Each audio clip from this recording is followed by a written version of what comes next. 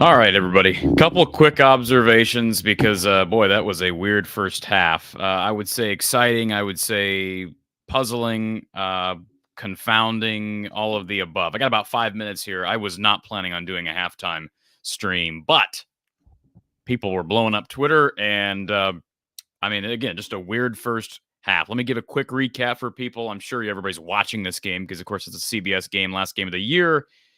But Iowa's offense has actually been decent when you look at, well, they've been really good as it relates to third down.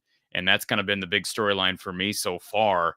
Iowa dead last, came into this game dead last in the Big Ten in critical downs, critical down conversion percentage.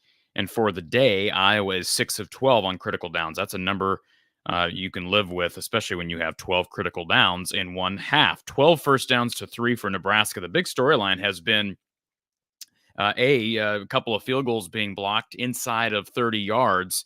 And the debate has been on social media over the last 20 to 30 minutes. Whose fault is it that these kicks are getting blocked? Is it the fault of Drew Stevens, who is kicking too low, especially on some of these shorter kicks? Or is it the fault of blocking, protection up inside? And the only reason I saw somebody, I think it was Circle Herc on Twitter, ask me, "Are you related to Drew? Why are you defending him so much?" Well, I'm not trying to defend him. I'm just simply saying I don't know for a certainty that all these kicks have been low. I do think that 3 in 2 weeks is a big reason for concern, regardless of the problem. And my guess is that it is not simply a result of bad blocking. They showed the replay up close on that. I believe it was the first? I believe it was the second. I think it was the second blocked kick, the one that ended up being recovered by Drew Stevens. And had it not been for the officials blowing a whistle and Drew Stevens, looked like Drew was down on the play, but the ball ended up squirting loose and Iowa scored a touchdown that was not to be. Wyatt Black recovered it and took it into the end zone. But the point is, the point is, Drew Stevens is obviously struggling right now. And the only reason I tweeted out what I tweeted is because there are multiple components as it relates to the kicking game.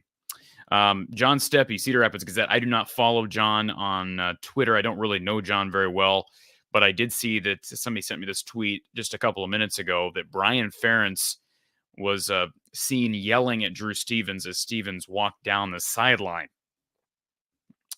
Yeah, I don't know. I don't know why that's happening. Last I checked, Brian is not coaching special teams, and yelling at a kicker for a couple of bad kicks probably isn't the way to go. Now we don't know what was happening. Drew Stevens also had a kick out of bounds that cost him some field position. Excuse me if I can get my words out here.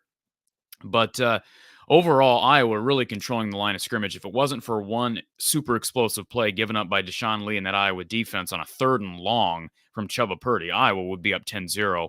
And they seem to have complete control of this game until the blocked kicks and certainly that big play down the field. Steven Stilianos had a nice 37-yard reception after another huge third down conversion by an Iowa tight end, Addison Estringa.